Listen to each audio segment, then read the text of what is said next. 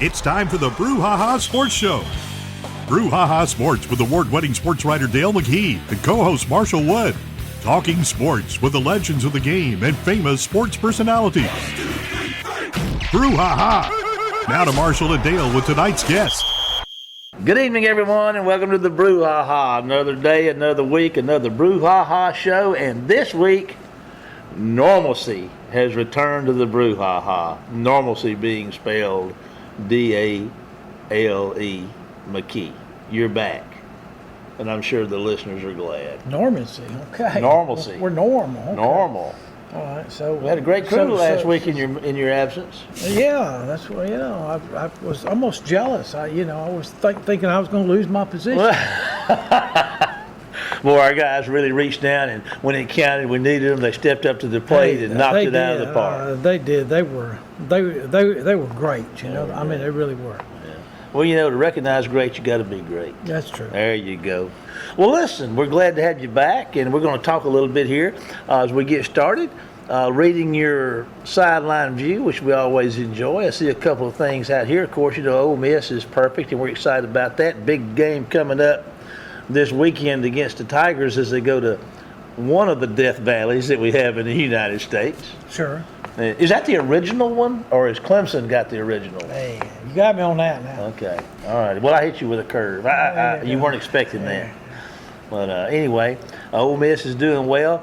How many quarterbacks does the University of Southern Mississippi have? It seems like every week I'm seeing another one. Well, last year they had 9 that took snaps, because they had that direct snap to the running back. So in the end they had 9.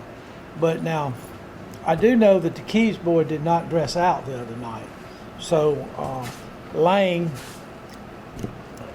he said the other night in his press conference that he was the 7th quarterback when he was in high school when he first went out, and he worked himself up to where he got started. He's a Jackson Prep graduate. He's a walk-on at Southern, and he wants to be a coach. And I think that Will Hall put him in a game because he's more of a manager.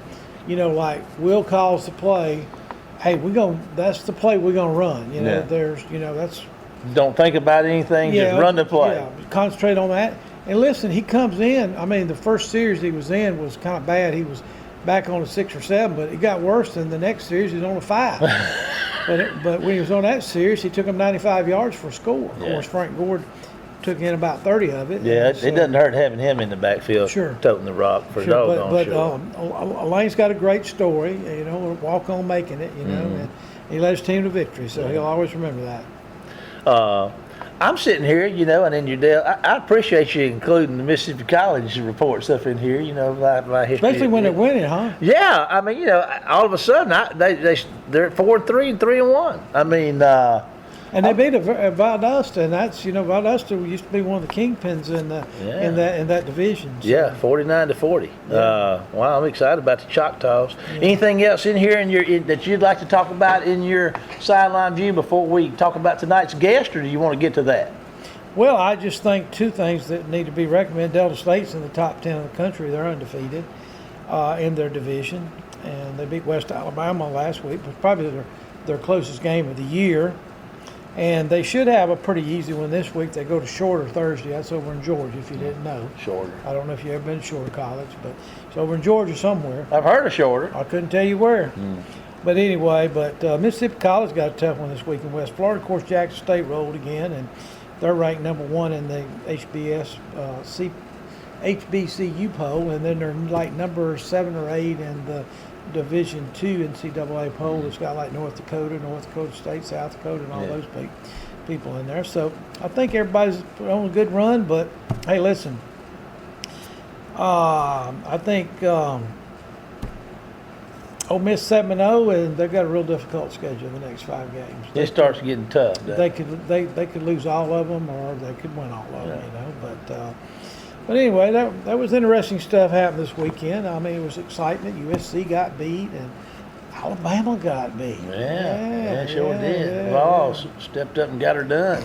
They did. Who you got for us tonight?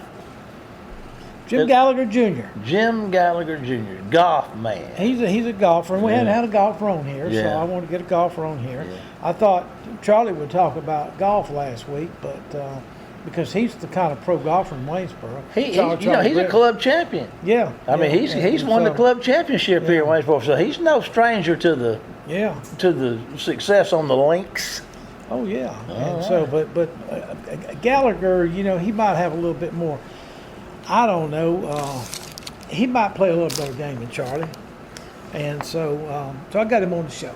Okay. Well, we're excited about it. We're looking forward to it, and we don't want to wait another minute. Well, we're going to have to wait a minute because we're going to take a commercial break, and then we're going to be back with tonight's guest, Jim Galliger, right after the break. See you then. Phillips Building Supply in Laurel, your hometown building supply store since 1954. We are locally owned and pride ourselves on helping our customers find exactly what they need. From foundations to roofs to doors and windows, Phillips has it. For tools, hardware, lumber, and plywood, visit Phillips Building Supply. Welcome to the show, Jim Galliger. How's everything in Greenwood, Mississippi this weekend, Jim? It's a beautiful day. The sun's out, the wind's blowing a little bit, and I'm actually hitting a few golf balls. Hadn't done that in a while. Been busy on the road for Golf Channel, so nothing like the fall in Mississippi. It's beautiful to be out here today. Well, do you ever get out of, shape playing golf as far as your scores? If you hadn't played for a long time, even though you've been a professional golfer all these years? Oh, yeah. If you don't play, and I don't play that much, busy schedule I have, maybe get to play once a month total, which isn't very much, and, never play up to the expectations and the level you did when you were competitive. But I just enjoy going out and playing, and I think shape is a different definition of what I'm in right now. So golf shape and walking and playing, that's just a whole different, condition to be in. But I enjoy it when I'm out there. I don't keep score that often, but just have fun. If the kids are in town, we get to play, and it's more about just that. If I get on the LPGA events, and our crew will go out sometimes and play once or twice during the week here. So just having fun playing, and don't get as upset as I used to if things don't go my way. I get you. Well, listen, you just come from a golf family. Your dad was a pro, and I think I read where when you were 6 years old, you started picking up the game, and you originally from Pennsylvania, and then you moved to Indiana. And just tell us about growing up and all your brothers and sisters and wives and children that play golf. Okay, yeah. Well, my dad was. I was born in Johnstown, Pennsylvania. We lived there a month, and he took an assistant pro's job in Marion, Indiana, at the Shingo-Misha Country Club, which was it's probably an hour and a half north of Indianapolis, between north of Indianapolis and Fort Wayne, right in the middle there. And making no money as an assistant, he became the pro in 1964, I believe, and he was the head pro there for 45-some plus years. Stayed there a lot, still taught up until a couple of years ago, but that was a cool part. He grew up playing golf, but he actually caddied at Sunnyhanna Country Club, which is the host of the Sunnyhanna Amateur, big national tournament up there, and he just got tired of working in the being railroad cars, working in the steel mill, wanted to get in the golf business, and moved me. I was the oldest, and we moved there.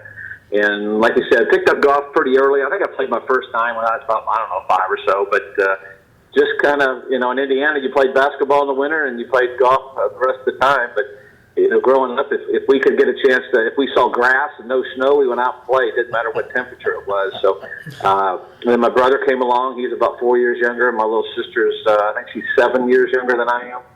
So very big golfing family. Jeff played at Ball State, which is back in Indiana. And he played on tour for a couple of years, played just now the Corn Ferry Tour for several years, won a couple times out there. And Jackie, my sister, won on the LPGA. She played, 15, 20 years on the LPGA. So we definitely could get a game in our family. And my brother and I used to compete pretty hard. And he was probably a better athlete, but I ended up just having, he's far enough away in, age that we didn't really get to play on the golf team together and compete against each other. But he's living in Vegas teaching, and my sister's teaching 4- and 5-year-olds in South Florida. And then I went to Tennessee, which is a big weekend for the Vols playing Alabama this weekend. So that will have my attention on Saturday. But it's just I went down there, played 4 years, and we won the SEC my freshman year. It was a great 4 years down there, graduated, turned pro. and actually got through, I guess it would have been the first stage of qualifying school at Deerfield Country Club in Madison. So that kind of started my Mississippi roots. I got my card the first time out at TPC at Sawgrass, which was kind of a tough place to play Q school. And then went back and off and on, didn't quite keep my card every year, and went back different ways and ended up winning the Magnolia Classic, which is now the Sanderson. And that's kind of how my Mississippi roots kind of got even deeper. And married Sissy. We've been married 33 years now. And she just was a huge part of my success, because she was not only a great player herself, and she's in the Mississippi Sports Hall of Fame and an accomplished player, obviously, with 12 state AM titles, but she's just was a great encourager, and she played on the LPGA for that 1 year, and she wanted to be a mom and gave up her career to help me chase mine, and so I will always be grateful for that. So that's kind of where we got to. And then 4 kids. Mary Langdon, my oldest, played at Mississippi State, and she won a couple state AMs.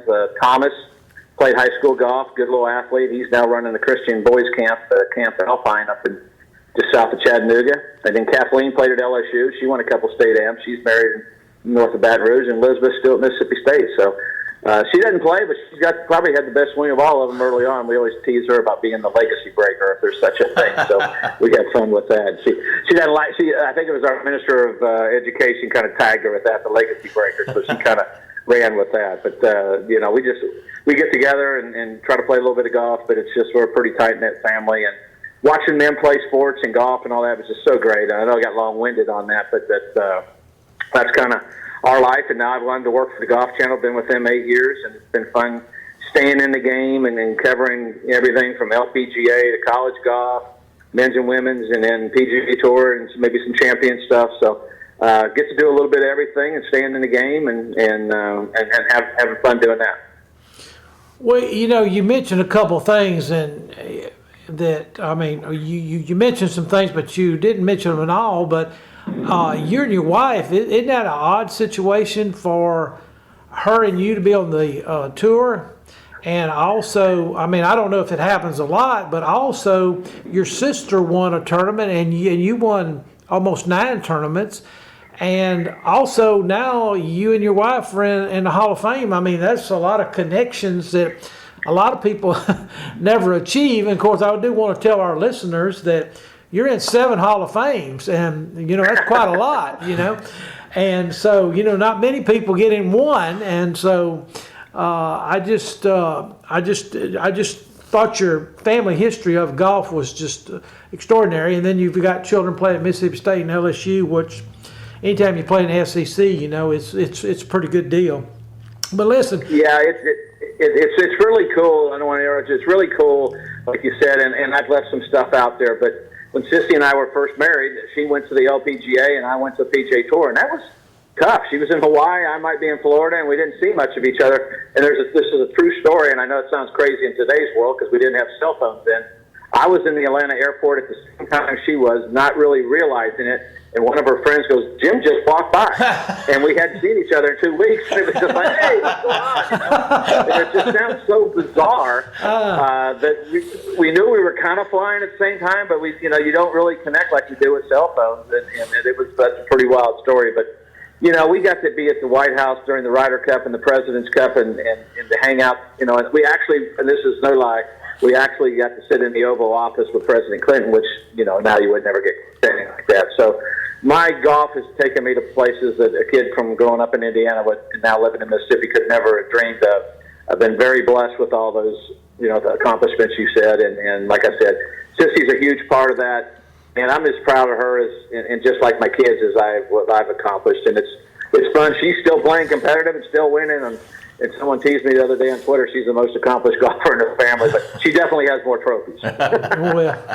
Well, listen, I know you got some great highlights, but, the Magnolia Classic used to be in Hattiesburg, and like you said, now it's moved to Jackson. It's renamed the Sanderson Farms Golf Classic. But did you ever, in '83, when you were playing in that tournament, who were some of the golfers during that era that you were playing against on the Magnolia? Because the Magnolia was kind of a second-tier golf tournament to a certain extent as far as the prize money and things of that nature. So just who was? Yeah, and it was opposite the Masters. So the guys that had won were at the Masters. Now, one year Nick Faldo played in that. Maybe the next year after I won, and I think I won in '84. I beat Paul Azinger in a playoff. So it was that era of guys trying to get started, but the winners all went to the Masters. Now, if you look back at the champs, Payne Stewart had won it, Craig Stadler had won it. There had been some pretty good names on that trophy that had won it in Hattiesburg, and Robert Morgan, you know, was the man. I mean, he started that and kept it going for years and years and years, trying to keep, you know, title sponsors going. Then they moved it to Jackson, and we see what it's become now. So, you know, all that credit for the tournament has to go to a guy named Robert Morgan, who everybody in Mississippi that knows golf knows Mr. Morgan, and he was just a vital part of that. And I'd have never dreamed that I would have made it through tour school, came back to do a bunch of junior clinics with some of the club pros, turn around and win the Magnolia Classic, and end up in Mississippi for 33 years. You know, the good Lord put me here, and I am so lucky to be part of that, and everyone has accepted me and made me feel, you know, welcomed. I think that's what it's so much fun to have done that, and to look back over the years and see how that all kind of took place. At the time, you didn't realize what was happening, and now I end up here and been here and don't plan on leaving anytime soon. Well, when you know, the Masters is kind of, you know, everybody's Super Bowl to a certain extent. I don't know how the golfers all feel about it, but it just seems like it is. What was it like playing in your first Masters, and who were some of the players in your first Masters that you played in? Well, it was everybody you know, Nicholas and those guys were still playing. And I actually, the first round, I led after the first round with 67. And I remember looking at the scoreboard after I finished, and I was like, wow, you know, this is pretty impressive. And got to play with Lanny Watkins. And back then they repaired after the first day. And I was so nervous the next day. I was just trying not to miss the cut, you know, and trying couldn't quite get the ball on the tee. Yeah. But it's the ultimate for anybody that plays professional golf to get an invite to the Masters to play there. And I got to play it 5 different times, and I should have probably played better than I did, but it was an amazing experience. And a funny story, that first year I was there, Rolly Massimino, who coached at Villanova, was a friend of my wife. They got to know each other, and he was there the first day, and he was up in the stands, and he walked down, shook my hand, and I shoot 67. Well, every single day, it was the same routine. He came down the stairs, shook my hand, and he did it every day for 4 days. And I remember walking down 17, and I said, Coach, I am choking my guts out. I need to try to finish, you know, top 20 or 24, got us in the next year. And he told me this little saying, and it was just like, huh? And it kind of caught me, and I was like, yeah, I got to be more aggressive. And end up making it, and it was just a really cool part of it is having them. Here's a guy that's won the national championship of basketball, encouraging me, and I could see why he was such a great basketball coach. And he basically helped me get through those last 2 holes with what he kind of the encouragement there those last couple. But it's an amazing place. I got to actually do live from this year. It was the first time I've been back in several years, and I walk around there wondering how in the heck do you not only walk it, can you shoot a low score on this golf course with those tough greens and just everything, because it takes your breath away. It's like it's heaven on earth when you walk out there. It's almost perfection, and it's just an amazing experience. And I got to actually do it 5 times, which is pretty doggone cool. Wow, that is cool. This is Marshall. I want to ask you a question. You know, there's so much time involved in just getting from one place to another and playing. How do you find time to practice, and how much practice would you do as a tour player? Would you get to take advantage of? I mean, did you get to practice at all, or how much? Well, that's a great question, and I didn't like practicing. I love to play, and I still am like that. But we would, you know, a typical week is we would probably travel in on a Monday, or if you did an outing, which I didn't do a lot of them because I wanted to kind of have Monday for a day with the family or a calm day. Tuesday was practice round. You go out and play about 9 o'clock, 10 o'clock, and you play 18, maybe hit a few balls, chip and putt. Wednesday was Pro-Am day. You did a little practice in there, and then you started going Thursday. And I always felt like once Thursday kind of rolled around, I had a routine. I didn't hit balls a lot after unless I felt like I needed to work on something. And that's it. And I came home to Greenwood, and now the golf course is in fantastic shape. But back when we first moved here, it wasn't in that good a shape. It wasn't obviously a tour course, but it was fun to play. Right. And I took time off at home. My father-in-law, Ed Meeks, got me into hunting, And I started doing that. Never had done that in my life. Should have in Indiana with all the big deer we have up there. But, you know, my dad wasn't a hunter. And so I kind of got into that and duck hunted, deer hunted, turkey hunted. So when I was home, I didn't really practice much. Yeah. And I played a lot. I played 30-plus tournaments a year. So when I did come home, I took the week off. And somebody I learned that from was Bruce Litsky, who was kind of my mentor out there. I think he won 13 times on the tour. He kind of took me under his wing, and when he gave me some great advice.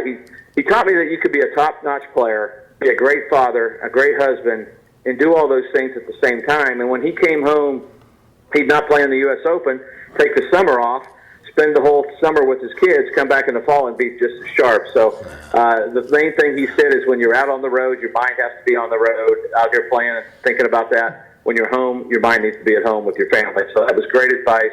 And something that I think helped me get through all those times when I was traveling and playing so much. You know, listen, you've mentioned a couple of guys, and you may have already answered this question, but I want to, beyond your family, because you know the golfing family and all the influence they've had on you, outside of your family, who has had the biggest impact on you as an athlete and as a person? I would say Bruce Litsky. Other than my family, I would say Bruce Litsky because my father-in-law would fall in there too. Is encouraging my mom and dad. But I would say Bruce Litsky as much as anybody, mainly because he was about 10 years older than I was. He's Curtis Strange's age, Lanny Watkins, you know, Jay, all these guys that were so top players. Jerry Pate, he would always include me in the practice rounds and make me feel welcome. And I thought that was somebody that I always could, you know, I could bounce stuff off of, and I think it was fun just to have someone that had that incredible career to bounce things off of. And I would say as far as people out there on tour, the Ryder Cup, kind of the other 11 guys you're playing with, was just such an amazing bond that you had. And I remember when we had Raymond Floyd at the Masters this last week, or last April, just seeing him and being with him, those guys, when you made the Ryder Cup team or a President's Cup team, even though they were Hall of Famers, they made you feel like an equal that week. And so those guys were always encouraging. That was fantastic. And I think that's one thing I did when I got on tour. I wanted to play with and against the best players. Try to pick their brains, play practice rounds with them, and learn how they did things. I wanted to be paired with them, not so much to see if I could handle the nerves, that was part of it, but just to watch what they did and how they went after it, and learned so much from those guys. Jack Nicklaus was always kind to me, and I've had an amazing friendship with him. I'm always more comfortable when you compare those, like Arnold Palmer. I was always nervous around Arnold Palmer talking because my parents were from Pennsylvania, so was he. All I heard my whole life was Arnold Palmer, and he was. I mean, he was the king of golf, and I would always be a little more nervous around him, but I got paired with him at the PGA at Crooked Stick when I grew up, like I said, in Indiana, and it's a golf course I played 1,000 times the first 2 rounds, and basically I followed him around like a puppy. I think I ran into him 2 or 3 times, bumped into him because he was over. I was just watching him play. I was in such awe, but I ended up finishing 3rd that week behind my friend Bruce Litsky. But it was just to get to see those greats, to meet them, and just to feel comfortable around them. Like I said, my life's been a very blessed life, and to see those great players and just to learn from them. I need to write all this stuff down so I'll remember it because I've had so many great memories, so many cool stories. Well, listen, we got 2 final questions for you. One of them is everybody wants to know about your Ryder Cup experience when you were a rookie. And just tell us about going over there for the first time and maybe the pressure of the final day. I played against Seve the final day, but I think just leading up to it, I was the last guy to made it on points, and we were flying over on the Concorde, and we got to land there, and I knew it was a big deal, and we landed there, and there's all these hundreds of people meeting us at the airport, and I told Sissy, I said, man, this is a big deal. I mean, we knew it was. And I remember them playing the national anthem the day before and sitting there with our team, and I wondered to myself, what have I gotten myself into? Thinking, whoa, this is big. And I didn't play in the morning, played in the afternoon with Lee Jansen. And I really had played well all week long, and then got paired against Seve in the singles, who was arguably probably the best player at that time in Ryder Cup for the Europeans, and their emotional leader. And I got up on him early, And I remember walking off of 9 Green, the crowd screaming, Sevy, Sevy, and I kind of looked like one of those defensive backs in the background, like waving, come on, bring it. And I was losing my mind. I was just having such a great time going like, nobody expects me to win. And I was thinking I could win. And a funny story is Raymond Floyd's wife, Maria, she had come up to me on the first tee, and she told me, Jim, I just put $100 on you to beat Sevy. Don't let me down. I was more nervous letting down Maria than I was playing Sevy. If you knew Maria, she was very competitive and a sweet lady, and that did it was crazy. And I remember walking off that tee, and I heard their captain tell Sevy, "You'll beat him 7-5." And I turned around to Lanny Watkins and Tom Watson. I said, "It's going to be the other way around." There you go. And it was just, and that's not meaning to be cocky. It's just like, the pressure was off, and I was like, I'm going to beat this guy, and I'm going to prove to myself. And I think that's the biggest thing I took out of it, is I proved to myself that I could play on that stage against the best and perform. And I think it's why I won the Tour Championship about 6 weeks later out in Olympic Club, the top 30 on for the season. So I think that was a big part of that, just that experience at the Ryder Cup. Yeah. All right, tell us in wrapping up, what's the future of pro golf? That's a great question. We're kind of in turmoil right now with kind of the split tour. Hopefully, level heads happen. I understand why these guys took the money. I can get that, but take your money and go on. Don't dog the PGA Tour, who gave you the place to play to create this great career you had. If that's where you want to do, that's your choice. We live in a free country.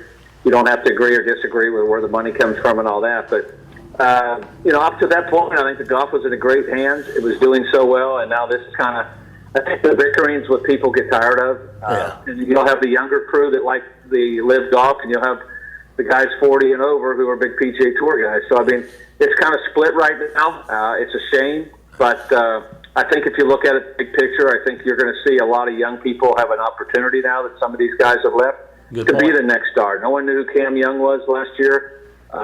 He had an incredible year, and I think you're going to see some young superstars, because I watch college golf and they're out there. So maybe it gets to that, and hopefully, everybody just goes their own way, plays their tour, and goes on. But the bickering is not healthy for golf, and when it was in such great shape. Well, listen, Jim. Regretfully, we're on a time schedule, and we're about out of time. And Dale and I want to thank you so much for taking your time and being with us tonight. We thank you for that, and wish you the best in all of your endeavors. Thank you very much. We're gonna ask you to hang on with us for just a minute. I'm gonna sign off for a commercial, but just hang on, okay? Thank you. Yes, sir. We're gonna take a break to hear from our sponsors. We'll be back with the final segment right after this word. Phillips Building Supply in Laurel, your hometown building supply store since 1954. We are locally owned and pride ourselves on helping our customers find exactly what they need. From foundations to roofs to doors and windows, Phillips has it. For tools, hardware, lumber, and plywood, visit Phillips Building Supply. Welcome back, everybody. I tell you what, that's a fine man right there. What a great interview, Jim Galliger. I mean, I like that guy. I've never met him, but I tell you what, he's down to earth and easy to talk to, and loves the game. Well, you ask him one question and he'll answer. Oh. I mean, it may take him a few minutes, but he fills in all the gaps, and then you don't have to ask him a question, because he's answered all the questions that you'd have wanted to answer him. But he was a great interview. He made the comment during the interview that he said, well, I'm talking, but so usually now with the Golf Channel, he has to do. He doesn't get to talk. He gets to ask questions and listen. But man, you let him out the gate and he'll run, and that was awesome. Big weekend in sports. We talked about it a little bit. Before we got to our guest night, you mentioned some of the big wins. You talked about Alabama getting beaten. We talked about what they did in Knoxville at Neyland Stadium after the game. They tore the goalpost down. Well, I saw some pictures that were posted by, I assume, Facebook and stuff like this, and the mass down there, they got 106,000, 7,000 there. And listen, the mass down there on that field, I mean, I've seen it in Oxford where 60,000 were on the field and they beat Alabama, but I've never seen 107,000 down in a place like that. But that was phenomenal. But you know what? I thought Alabama played a pretty good game too. I thought the quarterback to be coming off a little injury and he still threw for 450 yards. I mean, that was an exciting game, and I really hate it came down to a field goal, a missed field goal and then a made field goal. But those teams could meet again, and they may not. So you point that out. See, Alabama is on the west, and Tennessee's on the east. Let me ask you this. Let's clarify this.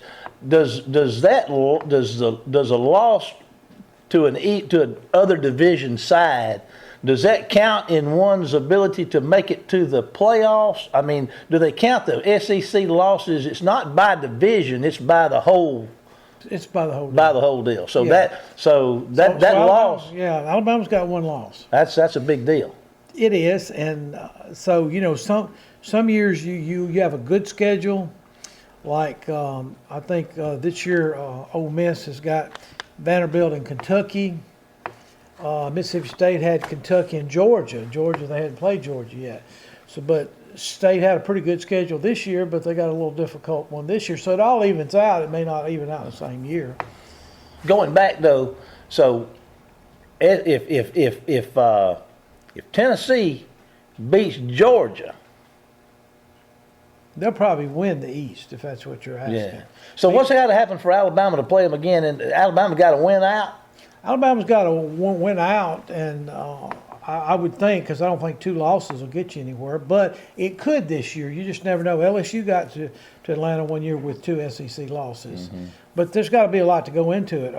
Ole Miss is right now leading the West, and then Alabama and I believe LSU are both 3-1 there in that vicinity. So there's still a lot of football to be played. So if it comes down to, say, 2 teams have 2 losses, say Alabama and Ole Miss have 2 losses at the end of the season, then they'd go back to who won the head-and-head to determine who goes to Atlanta. So it's going to get complicated here in the last month, baby. Going to get complicated. I tell you one thing that's not complicated is the clock, and the clock is telling us we're out of time. Dale and I want to encourage you to follow us during the week on Facebook at the Brouhaha, and you can also go back and see all the catalog shows that we have on our YouTube channel at, you guessed it, the Brouhaha. But it's time, it's time for us to hit the trail, and it's time to say goodbye, Dale. Goodbye, Dale. And we'll see you next week for more of the Brouhaha. Get us out of here, Jamie. You've been listening to the Brouhaha with Dale McKee and Marshall Wood. Heard Tuesday evening, 6 p.m. on WABO. For more of the Brouhaha, follow us during the week on Facebook and WABO.